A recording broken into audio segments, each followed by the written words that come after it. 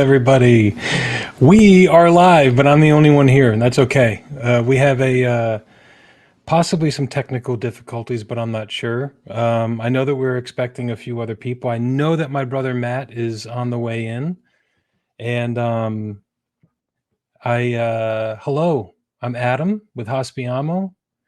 This is episode number 19 of the People Who Move Hospitality. This is the 19th name of our nice little podcast that could. But that's what we're calling it today. And I'm laughing because I'm laughing at myself, but I sometimes, oh, sometimes you're not feeling very positive or very good. And I've had a tough day today, to be honest. The last couple of days have been a little rough. But I wanted to put on my best face here for you all. Sorry, this is the only face that you got. And so what I did was I was like, I got to get into the right mindset for this because our millions of fans are watching and I need to have the right attitude. And so like just literally 2 minutes ago, I I have my phone here and I typed in to my YouTube something that always gets me: funny walking into walls and doors. I'm sorry, but it's one of the best things to put me in a brighter mood, to see people walking into walls and doors. So, welcome to our show. Today we're talking about social capital. What is it? Is it different from financial capital, political capital, physical capital, human capital? Natural capital. We're going to talk through all that and what it means to the people doing the hard work, the amazing, great work of people serving people, guests or travelers or restaurant goers, and the people that are building teams, the people that are in charge of teams of people that work for a living and that serve others. It's difficult, but these are the people that I have found to have they're social capital rich, and they're working at the property level and possibly have a barrier to becoming financially capital rich. But it shouldn't be like that because the social capital, and we're going to talk about that. I invited my friend John Cardonia. Brother Matt is coming up here very soon, and there he is. There he is. I am babbling away. I was just laughing because I was just sharing with everybody that I've been a little bit of a sad or like a negative mood the last couple days, and just before the episode started, I said, I got to get into the right mindset, and so I typed into my YouTube feed, "funny walking into walls and doors." That'll do it. And it's the best, man. There's nothing that gets me. I don't like the ones where like blood happens or like it's clear that somebody like needed to go to the hospital. But just the slow person that's like not really sure where they go and they take a right-hand turn right into a glass door. Those are the best. And I like it when they're adults and not little kids because that makes me feel bad because that happens sometimes. But I'm in the right mindset, bro. I'm feeling good. There was a Dorito Super Bowl commercial, right? Didn't it happen to the dog and then it happened to the dad or something? I don't remember. Right? At some point there was the same thing. Well, it was a clear glass door. And he was trying to get the Doritos or whatever, and he went right into the glass. It's funny. That's right. I mean, it's commercials. It's much better than like the pharmaceutical commercials that are all over the TV. Got that right. Just if you want to sell something, forget about the babies and the puppies and the kittens. Just show people walking into like doors. That's it. It's the best. Come buy our shoes. Look at this guy. Exactly. Well, it's good to see you, bro. It's good to see you. Good to see you. Good to see you. We are live. What do we got today? Me and you, we're live. Or are we gonna bring on a guest or no guest today? Yeah, there'll be some guests. And kind of like a panel. Yeah. Right. So they're gonna They're going to hopefully not walk into any doors, but they're going to come in and enter, and maybe for 5 minutes, maybe for the whole time. But we've got, I know that John Cardonia Great. is he invited in, but he has a cough. Wasn't feeling that well to be able to talk, and so he's going to be in the background here making some comments or questions, Cool. and possibly come on. There's also John St. Omer, previous guest, very good friend of ours, hotel general manager extraordinaire. He'll be probably joining us. I know he's busy, but if he's able to, he's going to join. And then we invited Evelyn, our friend Evelyn Barnes Willingham, to join up. She is, I think, not able to make it. She's it's a birthday either today or yesterday. She's taking some time off, and she's got some plans for her birthday. So happy birthday to Evelyn. Sending you our big love from our family to yours. Also, a new friend that I've been what do they call it? Stalking. Stalking. Stalking. Yes, I've been stalking Bruce Jordan. Okay, so and I'm going to let him tell you what he does and all that. But he's got he's a hotel. He's got a management company. Yeah. He's at Orlando, and he's got a really awesome podcast himself. He is. I first started watching and listening to his stuff, I want to say 2-3 years ago, maybe even more. He was one of the first that I watched, and I said, I'm going to keep watching him because I find him to be connected to the field. Yeah. Right. I knew that he wasn't like a front desk manager. I knew that he wasn't like a possibly a hotel general manager, but the way that he was talking was that he's in it. Yeah. He's an operator. He's led teams. He's got a service leadership mentality. But he's also got a significant amount of operating experience because he does talk about financial literacy. He talks about owning the full P&L at a hotel, which sometimes you got about 3, 5, even more $1 million of expenses that you're supposed to be managing at a hotel. And just really cool. And I like his demeanor. So hopefully he's able to come up here and I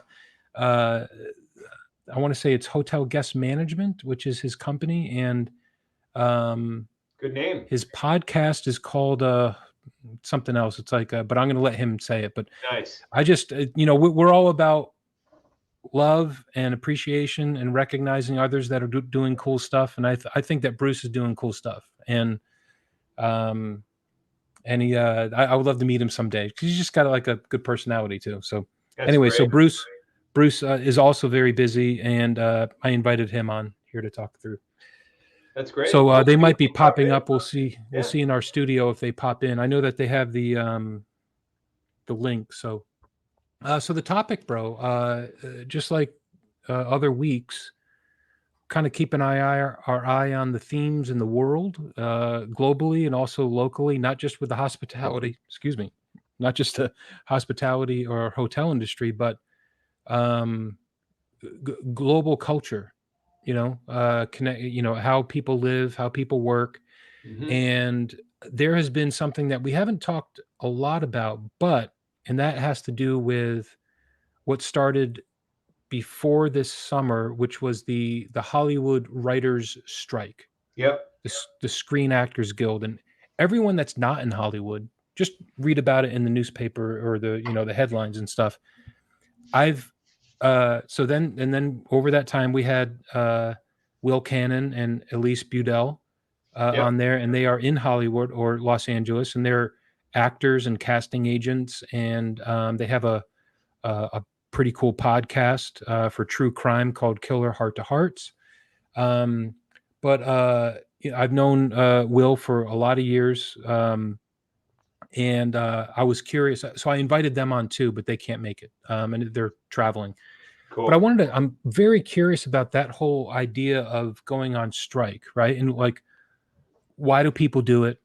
I've had some hotels in my past that I've been responsible for that are unionized. Yeah. Okay, so Philadelphia, New York, Boston, Chicago. Those are cities that have a union presence. Some of them are the front desk, the bartenders union, some of the servers union, housekeepers union, and things like that. Our dad worked. He was the whatever his title was, but he was like the chief of hourly employment at Electric Yep. Boat and General Yep. Dynamics up in Connecticut. And they were all unionized, the Oh pipe yeah. fitters union, the steel workers union. And so Tens of he would always thousands talk about, of what's people. that? Yeah. Tens of thousands of people. Tens of Yeah. thousands of people. And so when people go on strike, so then what happened a few months ago was in Los Angeles, the the union that the one of the largest unions of hospitality workers that represent housekeepers and frontline servers Yep. went on strike. You're talking tens of thousands of people in Los Angeles, one of the largest markets in the world, really. Wow. And they just went on strike. And then just yesterday, it was announced, and thanks to John Cardonia again for sharing this with me at 5:22 in the morning. He and I are early risers, and you don't need to apologize for sending me early text, John. You're so funny. But no, he sent me the article, and so the whatever the bartenders and restaurant server union, the large one that has like 70,000 members in Las Vegas, just went on strike. I want to say, or maybe going on strike like today or tomorrow. Mm. And so I found that to be very interesting, specifically for the our topic of today of social capital. Yep. So very quickly, I'm going to share the study that Hospitality Industry Impact Initiative did, Yeah. and about what is social capital, what is that, and I'm going to put it on here. Okay, so workforce development apprentice intermediate. This talks about HI3. We also did a study about upward mobility. It's another Yeah. term that people misunderstand, right? So Yep. upward mobility refers to the ability of individuals to improve their social, economic, and professional status over time. Okay. That's good. Um, and then the social capital refers to the intangible, that's an important word, intangible resources and benefits that individuals and groups obtain from their social networks and relationships. Yeah. Okay. And so these are the other forms of capital. Okay. So social capital here is often, I'll say, undervalued or maybe not talked about as much. So it's on the Yep. bottom here. But there is financial capital, human capital, physical capital, intellectual capital, natural capital, and political capital. Yep. So through this study, which went pretty deep into the hospitality and hotel and restaurant industry, what they found with data to support it was that if you want to put a number on it, right, of what capital is, the people to relate it to the hotel industry, for example, there's 60,000 hotels in the United States. There's probably about 60,000 hotel general managers, and each one of those general managers has a team of at least 5 to 10 and more supervisors and managers that report to them. And then Yep. they all report to the corporate. So at the property level, where they're serving guests and they're building their teams and they're responsible for the human capital. Okay. Mm-hmm. So the human resources and human capital, um, they throughout their career, they build their social capital, which is their networks and relationships and trust that Yep. when people call them and when they call their people, it's like this, right? And so Yeah.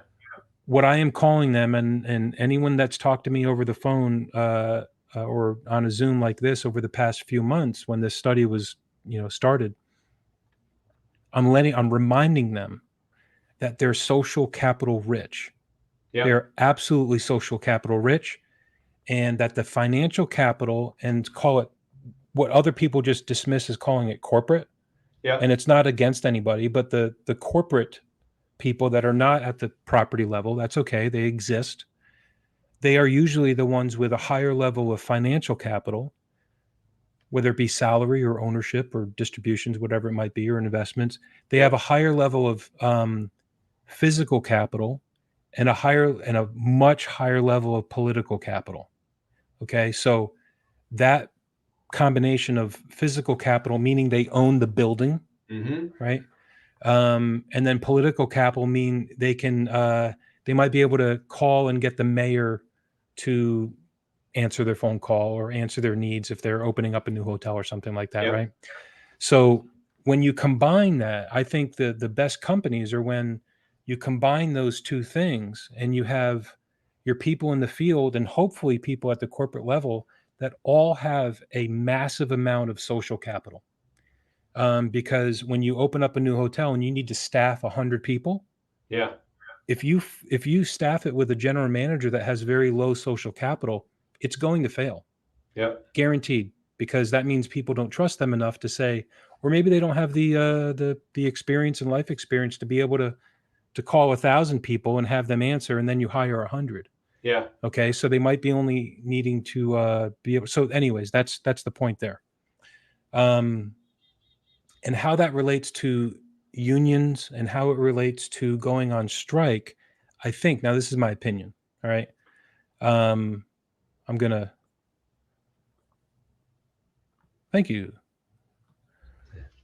I'm gonna take that off. It's Okay. similar. It's similar though, right, bro? It's similar because it's a large crowd of people, a large number of people who are trying to move something forward or make a change happen, right? Yeah. So it's And how does change happen, or how does something be affected, like a general manager hiring 100 people for a new hotel, or housekeepers union, getting better wages, better treatment, better something. Like, how does change happen across a large number of people, or opportunity yeah, for change? it's a good way to look at it. I don't know if Yeah, that's what so on you were thinking, the but that's what I was putting together as you were sharing it. well, if yeah, and I would say, just even listening to what you just said sparked a thought that unions were created be, because of that divide of, call it maybe intellectual and human and social capital versus the physical and the political and financial capital, right? Yeah. And when they say, hey, we want, say, higher wages, you know, what's happening in Las Vegas, that's what they're saying. They're Hmm. saying that living expenses have gone way up. Our landlords are charging us more for rent. Yep. Food is more expensive with inflation, gas prices, whatever. Our living expenses have gone up, but Yep. our wages have stayed the same. Mm. And we want higher wages. How do we get our voices heard in order to, and maybe it's not higher wages, maybe it's higher something, maybe it's just Yeah. something, it's total compensation. It's they want to get their voice heard. And so I think that in many ways, and I'm not on any side of any unionization or not unionization, but I think that unions were created because the collective voice, you know, if you have 60,000 people all screaming the same thing, it's just noise. Yep. But if you have 60,000 of people that are funneled or harnessed into one voice, a union, or a company, right? Or a nonprofit company, or a for-profit company, or some sort of support to harness it, then the voice is laser focused and it can go directly to the people that need to hear it. And I Yeah. think that is where successful campaigns of just trying to make something better, right? It might be Yep. even, back in the day, it was, in the industrial age of the 1800s, it was like, hey, that you could hire someone that's 7 years old and have them fold towels. I Yep. mean, until, essentially they were saying, "Well, that's not right. You Yeah. should not do that. That's like," and then you could Child pay them labor. less Yeah. because they're younger, right? You could Yeah. pay them less because they're a female. You could pay them less if they're not the right color of skin. You could pay them Yep. less, for all that stuff. And so, we've come a long way in the United States, that's for sure, to even have that ability for people to say, I don't like this. I want something better. We need some help. And so, Yep. um, in many ways, this podcast, this thing that we're doing, we're getting voices that are out there. Um, and allowing people to hear what they're saying from the field. These servers, these managers, these people that lead fairly large teams of people. One of them just popped in. That's John St. Omer. I don't know if we can see him yet, but there he is. There he Hey, is. the leader's leader. Are you there? He paused there. You froze up. Oh, look at that view. You're in an atrium somewhere. But we're not getting good connection, man. You keep freezing up. I'm glad you're freezing up while smiling. He'll come back. He's always smiling. And John is looks like John is trying to get in, but might be making comments. I'm not sure. Oh, there's John. All right, John Cardonia. Clap, He's clap, making clap. comments, I think. We got John Gotti over here making comments. All right, thanks, guys. Appreciate you. Oh, and I just lost my brother. Matt will come back on. I love this. There's John. I'm bouncing on different platforms. Okay, John. Thanks, man. I see you. Unfortunately, you can see me and me only. Matt will join back on. I don't think I kicked him out, but he'll come on back. So we're talking about social capital and stuff, and I and recently the topic of employees going on strike when they're part of a union. It recently happened in hospitality in Los Angeles. There's my bro. Did I kick you out? No, I was not logged in, and I just Okay. while you were trying to get John going, I just tried to click the login button, but it took me out and then back in. So that was on me. That's cool. Yeah, so we're talking about social capital, and just because it popped up on my radar this week with unionization and strikes. Does that make sense? I mean, if let's say you're Let's talk about the maybe outcomes. Let's talk about what happens. So you got tens of thousands of people. They're aligned in a union or in a workers' strike of some sort, right? Their goal is to, it sounds like they have, not having been involved with that personally, but just being on the outside, intellectually, I would think that, number one, you got a lot of people. So you need to align on what are the key demands, like what are we really asking for change, like our top three or whatever. So you have to minimize and prioritize your list of what your ask is. It has to be pretty tight. It can't be, because you got 10,000 people. If you made a list of everything, there's going to be 10,000 things on it, right? So you got to make a very itemized, short, prioritized list of what the group wants, what's in their best interest. And then you're bringing that to a decision-making group of people or individuals or whatever, is my guess how it works. And then they say, okay, let's talk about this, because you have the group of people has the power of really just really affecting the ability for the hotel or business or whatever to be able to do business. Because if no one's showing up for work and there's a strike, obviously you can't do work, right? And so that's their power. The that's leaders, their power, yeah. The leaders have the power of making the decision to make their to meet some or all of the demands to make their lives better, right? Which is what they're asking for. So at some point, there's a conversation, right? But it's a conversation representing, you're talking about social capital. You have a few people representing the voice of tens of thousands, and then you got another handful of people who are representing the voice of ownership or leadership or what have you. And then those people, I'd imagine, I've never been in the room, but get into a closed room and they talk it out and they say, listen, this is what we need.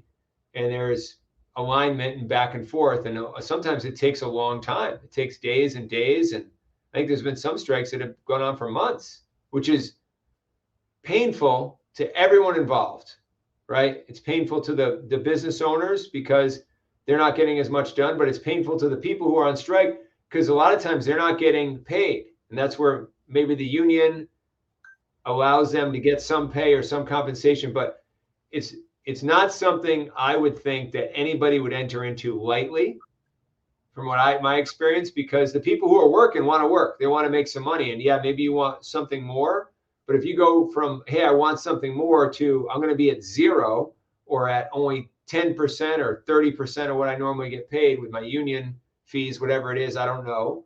But if you're going to go backwards temporarily to try to go forwards, that's painful, right? That hurts It your is family painful. and your life. And,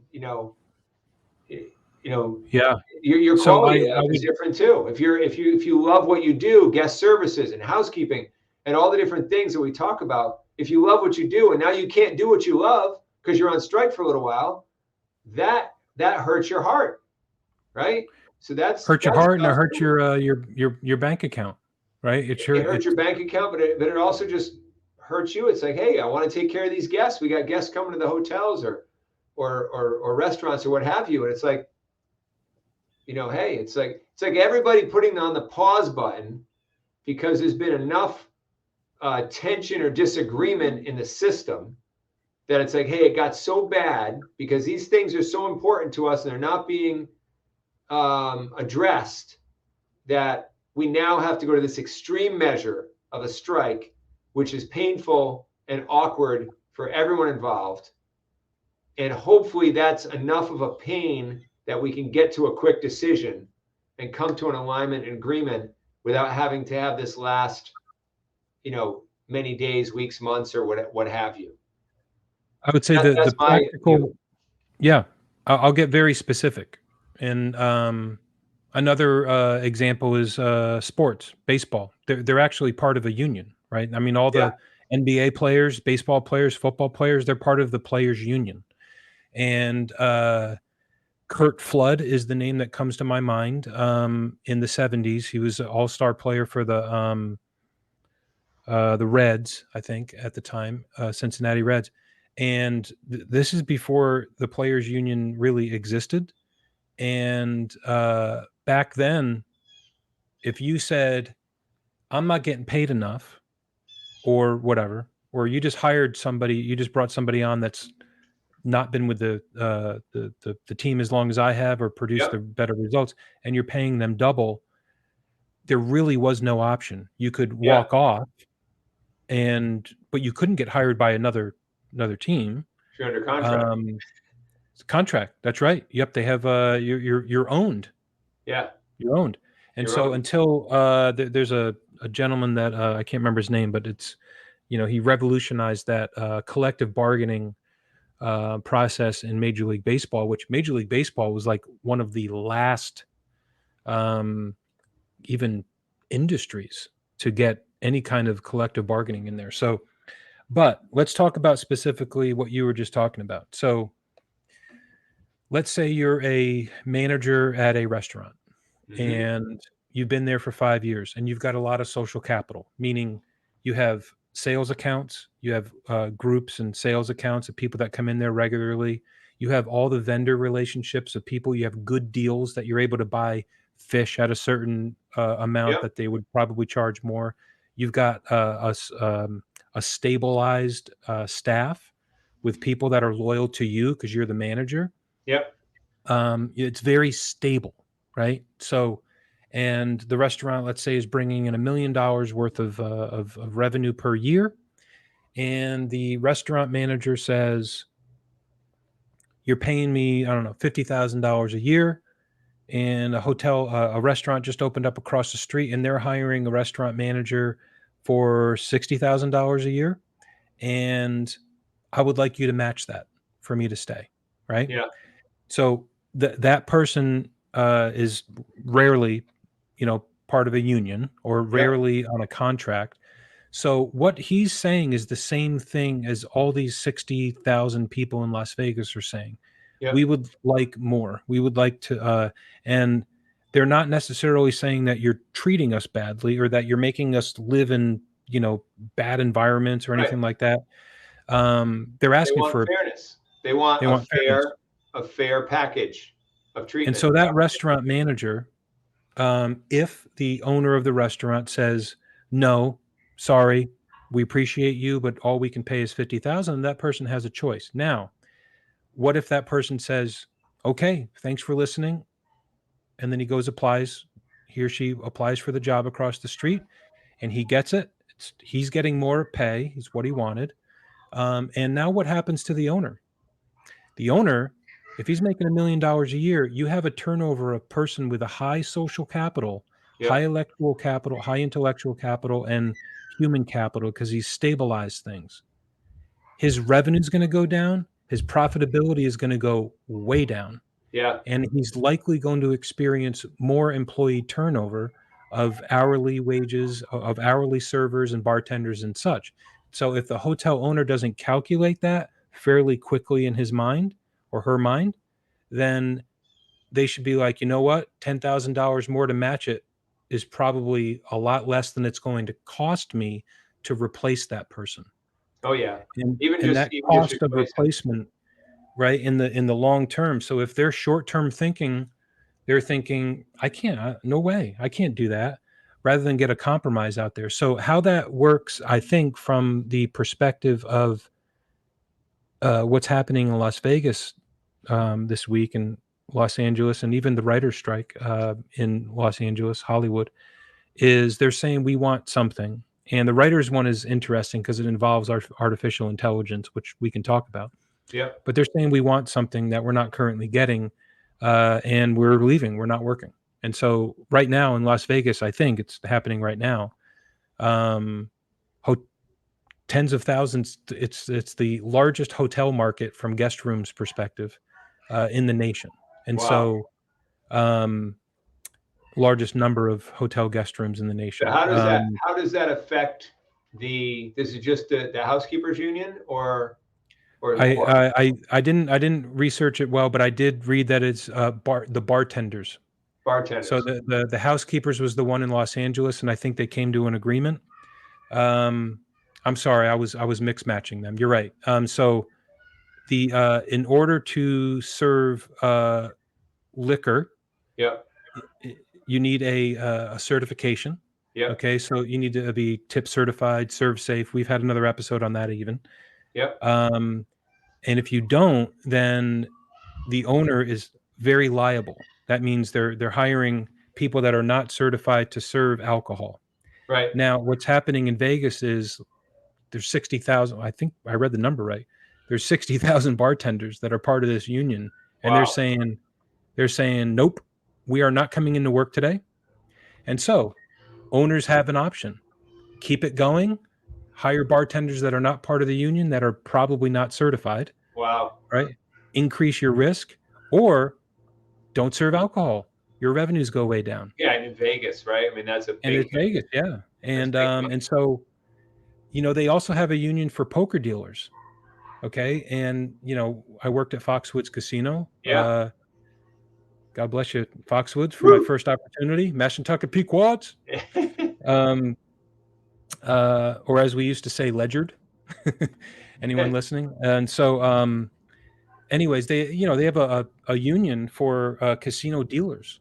It's the Atlantic City. I mean, they're famous for it. Las Vegas, Foxwoods Resort Casino Yeah. up in Connecticut, and all these riverboat casinos going on. So they all have unions. So if your casino is dependent on revenue coming in from poker, and you need a license to be a poker dealer, Oh yeah. and when they leave, they say we want better pay or whatever, more revenue share, whatever it might be, and they leave, you can't have a poker table Yeah. open. So yeah, It's a big deal. yeah, It's a it's big, leverage, right? It's yeah, it's probably the leverage. word is Leverage is a good leverage. word. Yeah. Yes. Yeah, leverage is a good word. And I think I I'm very passionate about getting the numbers behind people, and to educate them, the people that have a high amount of social capital, and how Yep. do you articulate that to a future boss, or your current company, or your next career, or your next career step. And I think that is where a lot of the coaching and counseling and mentoring that I do with Hospiamo, but also with the HI3 nonprofit. And the reason that exists is because there are ways for you to value your own social capital. And here's a question: And that's what I put it in the title here, bro. It says social capital and hospitality management. Know what you already own. Mm, So if um, if I wanted to say that I am your supervisor and I want to empower you today, right? yeah. uh, I could say you're already empowered, Hmm. right?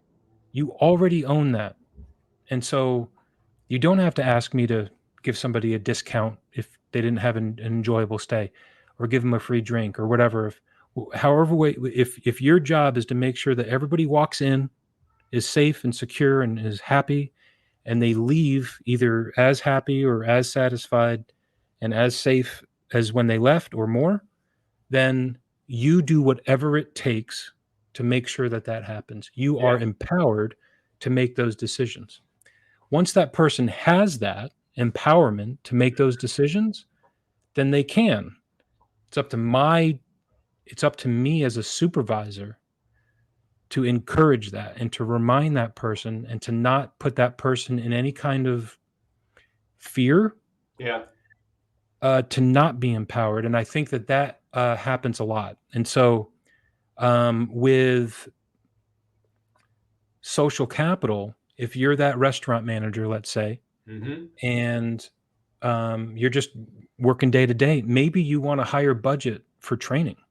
Yep. Maybe you want to just do things a little bit different. Maybe you want to start serving ribeye instead of just sirloin. Well, Yeah. ribeye's too expensive. Can't do that. Well, somebody with a social capital can impact that change. They can impact it and they can use their resources, those intangible resources. Yep. They can call someone to be like, hey, how do I write up a quick valuation or um, Cost benefit analysis of cost steak, benefit analysis of types of serving steak. ribeye at my restaurant? Yep. Yeah. And maybe they don't know how to do that. And then they call someone like me or you and be like, oh, yeah, here's a spreadsheet. Boom, Yep. do this. Here's the price. And so I think that that social capital, just like empowerment, already exists and it grows as a person lives and a person grows in their own career in life, right? Yep. And um, but it's intangible. Yeah. It's intangible. It's not money. It's not measured on like it's not a heat index, right? It's Right. not No, a temperature exactly. gauge. But there are ways. So somebody like John Cardonia, I told him recently, he's social capital rich. Like Yep. there's if you want to buy something, like if you need 100,000 yards of carpet in your new hotel, you call John Cardonia, right? You know how to get it. Yep. And he knows how to get it. He knows how to price it, knows how to value it, knows how to Yep. get it to you, knows what country that's currently manufacturing. He's tracking all of that. Yeah. Um, and or you could just go to you can pay $3,000 and become certified in procurement. Yeah. So that $3,000 that you don't have to spend on educating yourself, Yep. you call John and he's going to help you do that. And that's social capital. That is either producing more of an income or less of an expense or more of a revenue or some sort of benefit or creating something or making something better, Yep. right? That's That makes sense. that's what we're doing together. You connect with people that are social capital rich. And oh good, John heard that. Thank you. You're welcome, John. I say it with truth, my brother. All right. Yeah, and it's interesting, bro, because it's intangible. Um, the human logical mind wants to find a way to see it, right? Mhm. So how can you see it? Can you see it in the tracks that they leave behind, right? Their tracks of success, like that general manager at the hotel or at the restaurant you're talking about, the restaurant manager, right? So if you look at his or her track record over the last 15 years that they were working at three different restaurants, say, you know, are all those restaurants overperforming the market for that area? And then if so, it's like sort of how do you track the facts, or like how do you, Yep. maybe there's a way to measure the impact, right? Like a while ago, Yeah. there was a I don't know if it's still there, but there was a, a social media thing called Clout, Klout. Yeah, I remember that. I Yeah. don't know if it's still there or what, but I remember like 10 years ago it was out and it was like, oh, who's got the most followers on all these different platforms? And the more followers you have, the more clout you get. And if you like someone's article, you get clout, whatever. So it's trying to track that, like that's social media related, right? But from a person perspective, there's so much intangible that happens. And you and I talk about like the soft skills and the things that aren't on your resume a lot too.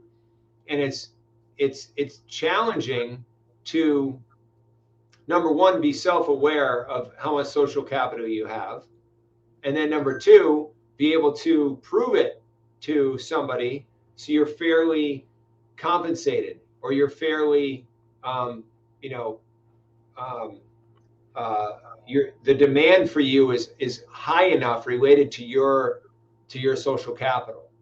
You know what I mean? Right.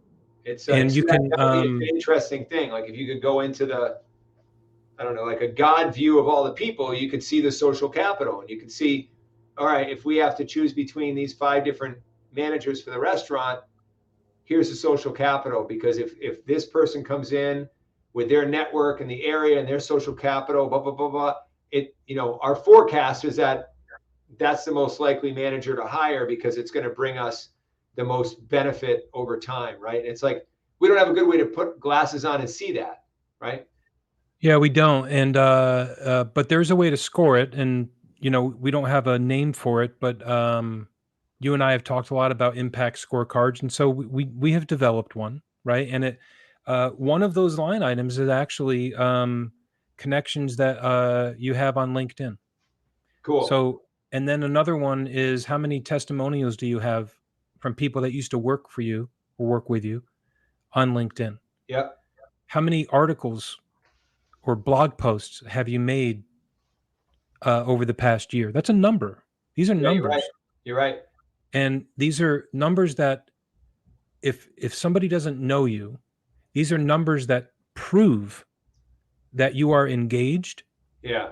You might not be an expert, you know what I Yep. mean? Like, but you're engaged and you're thinking about this business, right? So if you Yeah. go on to John Cardonia's LinkedIn page, I'm talking hospitality hotel people. If you go on to my LinkedIn page, if you go on to John St. Omer, if you go on to Evelyn Barnes, Willingham in Alabama, and countless others, Yep. countless others that we've all worked together for 25, 30 years, they all have their own networks. And one of the, if you look at the interactions, you can find out on anybody's LinkedIn page what they're liking, Yeah. what they're commenting on, what they're sharing. And so I've said to a lot of people, if you want to know about me, just go on my LinkedIn page. Yeah. That's it. If you want to know about me, just type in Charlotte Hotel Adam, and Yeah. I'm going to pop up because I'm highly engaged in this industry and I live in Charlotte. Yeah. And and it's not because I'm trying to prove anything, but I'm proving my engagement. I'm engaged. So Maybe some of the stuff that I say you don't agree with, that's fine. Maybe there's some people that say negative things about how I feel about things. That's fine too. yep. But it's just, it doesn't have to be perfect, but it's just engagement. And you think about that, right? And then you think about a job application, just like you said, right? Somebody wants to hire a hotel general manager, and you got me and John Cardonia, you got Evelyn and John St. Omer and all these other people. And then you got someone over here that has a beautiful resume, Mm-hmm. more experience than all of us, but doesn't have a LinkedIn profile. Mm. I gotta be honest. I'm probably not going to consider that person because I'm like, this sounds weird. I start thinking that this might not be real. Right. I start thinking like, how I want to see what you're doing. I want to see who you're Yep. connected to. And that's the way that business was done 25 years ago, where that's all you had to use. And so the reason why one of the reasons why we chose to do this on LinkedIn Live is because the power of social capital. It's the power of you and your network, and it has done amazing things for me, to stay in touch with the people that I probably would not have. been able to stay in touch with. And so thanks, John, for saying good point. And it's powerful. And so I think I love link. I mean, there's, we don't have to promote LinkedIn. I think everyone knows what that is, but you can have your own group. You can have private chats. You can have messages. You can share articles. And but it's important. You're bringing up an important point, because I've had the same thing happen where someone would contact me and maybe they want to get they want to accelerate their career path. And, if they're right out of college, I'll give them a little bit of a pass on this. But if they've been out in the industry, they're in their mid-20s or 30 plus, and they've been in the industry for a little while, and they're on LinkedIn, if they show less than 500 connections, automatically, I'm like, the first thing you got to do is get 500 connections, because that shows that you care about what you're doing from a business perspective, from an industry perspective. And that's just, you may care a lot or care a little, but the numbers are going to show, one way to view how much you're engaged. Like you said, engagement's a good word. And if you're not, if because anybody can set up a LinkedIn profile with nothing, like no followers or no nothing, and then just make up stuff and put a whole profile together. That's not enough anymore.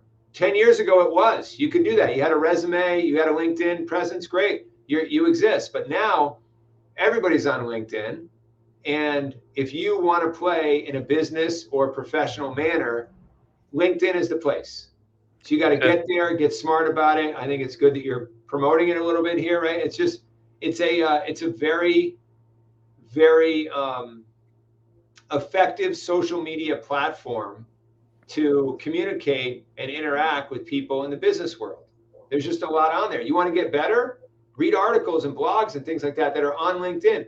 Look for the popular people in your industry, hospitality, whatever it is. You can learn, right? You can follow people like you, bro. Follow people like other people. See what they're commenting on. See what they're posting on. See who their friends are. Connect with people. This is all free, by the way. This is a whole social media platform. You get on for free. And then, by the way, as you interact with people, then people start to see you, because your social capital goes up, right? You're networking with people. You're connecting with people. And this is all just, it's a platform for engagement and all this. And there's a lot that you can benefit from. It's free from a money perspective, but it's not free from a time perspective.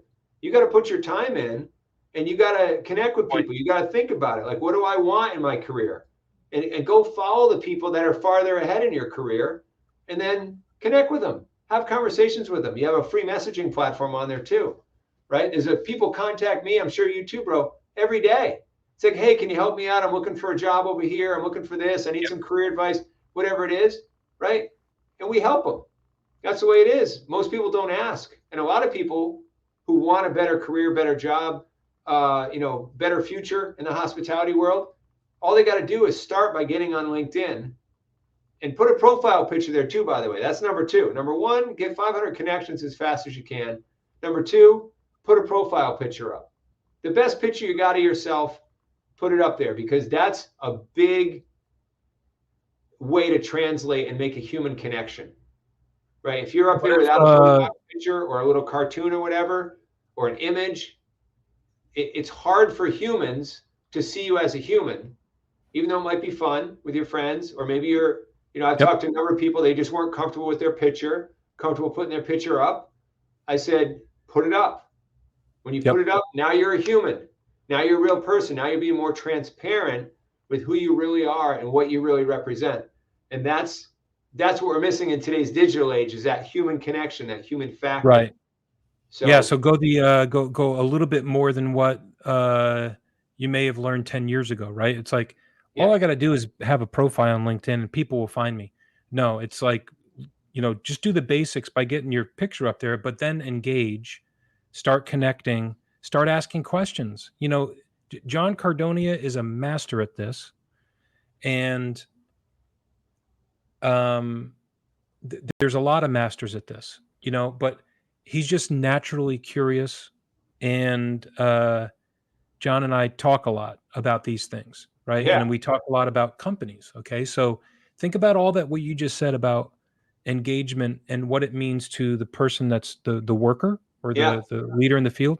But what about from a company perspective? And so Yeah, same What thing. if you can have a company page and you can engage as a company, and what is that telling potential or future employees or workers? That company is engaged. Wow, very interesting. And so I think that company pages are where individuals were 10, 12 years ago on Yeah, LinkedIn. I think that there is a massive ditch of understanding the value of that from a company yeah, perspective.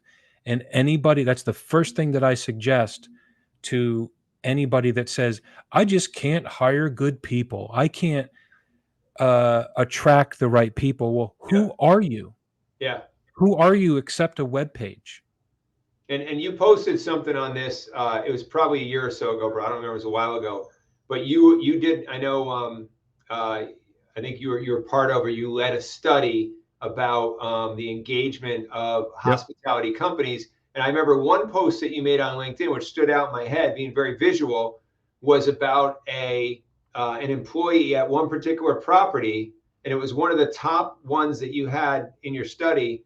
And that property, one of their property managers, I don't even think it was a company page, but the leadership at that property recognized one of the individuals, one of the staff members of that property, and recognized them in a very public way on LinkedIn. And it was a beautiful write-up that automatically elevated not only the perception of that employee who got recognized, but elevated the leadership and the culture and the perception externally of that business. So right there, again, this was free. Chills. It's That was free. It gives free. me chills because it's exactly right. And it takes a minute, And that was a not big even. deal. And nobody's doing it. That was the point of your study. Nobody's doing it. If very, very few people, companies are doing it. But if you do that, that shows that you care about the people. That shows that you're paying attention as leadership. And that shows that you have a positive culture there that, again, will attract people to work there, because people want to work at a place where they're well recognized, well compensated, taken care of, supported. They feel they add value and that they're seen, that their value is seen. That's what people want. And when they see that publicly, everybody wins. Everybody wins. And there's such a, I agree with you, there's such a lack of that that's out there, Yeah. right? All the companies or brands or whatever are big on like trying to push all these little posts out there to try to raise their followers and things like that. Don't forget about the people that work with you, right? And Yeah. how great your culture is. And be proud about the company that you're working for, and like be, Yeah. mention them. I mean, it's yeah, I did that study. It was the first thing that I did, Matt, when I left my other company that, brought me here to Charlotte. And it was the first study I did. It was in 2016. And I just started with a question. I was like, what are companies, hotel companies, not Marriott, Hyatt, Hilton, management companies, that employ most of the people in hotels? uh, I just noticed, I was like, I'm seeing a lot of them promote their company. I'm not seeing them promote people, that like pictures of them that do that. I see them promoting their annual conference. That's fine. I see them promoting their corporate work life. Like, hey, congratulations, this person's been with us for 5 years and celebrating. And I said to a few of my friends, if you're the hotel general manager and you work for this company and they're promoting the fact that they're celebrating birthdays up at the corporate office in Atlanta, but you work in Pennsylvania, how does that make you feel? It might be a great company to work for with great benefits and everything. How does that make you feel? And you know what the answer is, Yeah. right? It's like, I don't really have a budget to do that, even for myself, let alone all my team members, right? Yeah. And so they can't even share that to be like, hey, look at what they're doing over there. Yeah. Why don't you do that for us? And so that's where it started. And I check in on it every year, Matt, and it's not better. It's they're still not getting it, and how powerful that is. About just make a couple posts a day, have your general manager send you a picture of your housekeeping director or a housekeeper that just got a nice guest satisfaction letter from Yeah. a guest. Send the pictures up there. Create your own photo album with thousands of pictures and just make a post a day. That's it. Yeah. Check Man, out I think yeah. so. You know what's interesting is, as I think about this, I think we're hitting on something that goes across industry. And there's a lot of individuals, and we just said individuals need to get on LinkedIn, obviously, right? There's a lot of individuals who I see recognizing themselves, and maybe a friend of theirs, oh, congratulations, you got a new certification or you got a promotion, right? There's a lot of individuals who recognize either themselves or a good friend, right? So I see a bunch of that, but there's this big gap where why don't the companies brag about their people? I mean, people come and go, so it's not always the same people. Obviously, there's attrition, things happen, but brag about your people and your culture and doing it in a way where you're recognizing the people and the relationships and the amazing energy that you're creating in your environment. That's going to bring guests to hotels, right? That's going to make you want to show up. I created a little bit of an issue with a company I worked for a little while, 5-6 years ago, and I they were known for, or I told them that you're known for making posts about your corporate employees and your owners and the people in the field that I was in contact with.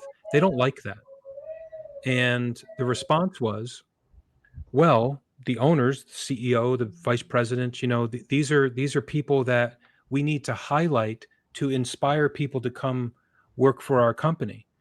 And I said, excuse my language, everybody, nobody gives a shit. Yep. Nobody cares how great you are as a person at the corporate office. Nobody cares. That's not what inspires people to work for you because somebody got an award at the corporate office. Yeah. What inspires people to work with you is when you see that person that recently got an award visiting the people at the property level saying, this is the best manager that I've ever hired. And it was 3 years ago. And it's the best thing that ever happened to me. And it's the best thing that ever happened to the company. That's what inspires people. And you don't even need to go visit the property. Just make a post on LinkedIn about the person and Exactly. put it on your website. And so that was not well received. And it was actually my way on out of the company eventually. Yep. But I really, truly believe that to be the case. It's And true. John, you just brought up something. Remember the days employees of the month, quarter, the year. What happened to that? It's a great question, John. And I think it's a great topic for another episode, to be Yeah, honest. Like it the is. things that we used to do that were really employee and team focused, that were budgeted and that were structured. You know what we could Um, do, bro, on a future one? I know it may not be coming up right away, but on a future one, a great topic to get into would be practical tips, examples, and just showcase some of the successes that are out there. Showcase some of the examples that like you had from your study and that mm, are out there now. Here's a couple ways that some properties are doing it right.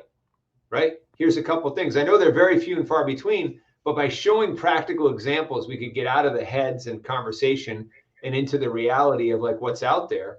And we could just really show them this is how easy it is. You got a social media person on your team, have them talk to the GM and find out who gets recognized, and then spend a little bit of your marketing budget or branding budget on, recognizing your own people and on making it a great environment for your people and well, showing them off.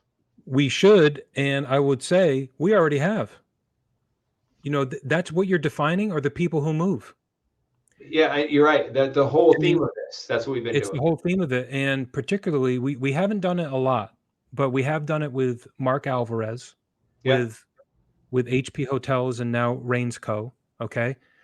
One of the reasons why Mark was invited on here, and one of the reasons that I've always wanted to stay friendly and stay in touch with him, is that he does those things. Not only him individually, but the companies that he is loyal to, that he Yep. has worked for, that he has worked with. They allow him to inspire that in others. And so if you go to their website, if you go to their LinkedIn profile, it's and you go to Mark's profile, you see him in action doing those things. And so uh, it is so simple, but it's very hard if it's not genuine. Yep. It, Exactly. it's so obvious. I should say it's so obvious Yeah. when it's not genuine. And when somebody's just trying to do it for other reasons that might be pure, but um, when it's not focused on your the people side, then you're going to start to go into uncharted territory where nobody wants to follow you. Yeah, so I know we got to wrap up, but a pro Yeah. tip there, just to translate what you just said, is find your most empathetic leader or social media person and have Mhm. them do it, right? Because then it's going to be genuine, it's going to be real. They're going to say, how can we really bring the human factor into this That's authentically, huge. Right. right? And even if they're working at, if you have a large company back to the hotel industry, you got a management company, you got 60 hotels, and you think that that one person that works at one of your properties is the most empathetic, engaged person, then let that person do it for your entire company. Yeah, Pay them a few exactly. extra bucks for their time. Have them start a little, side division for your Yeah, company. And I would think that that's a good way for someone to move socially upward. Social capital goes up. The entire company's social capital goes up. we just Everything gave gets easier and better. that was probably $100 million tip right there on this episode we just gave everybody, bro. So I think so. big And deal. with your $100 million, you can make the payment to Matt Zembruski with Agile Game Changers, or Adam Zembruski with Aspiamo. That's right. That's a good way to end, bro. It's a nice segue towards the conclusion here. Thanks for John Cardonia, John St. Omer, Evelyn, Bruce Jordan, who I mentioned before you got on.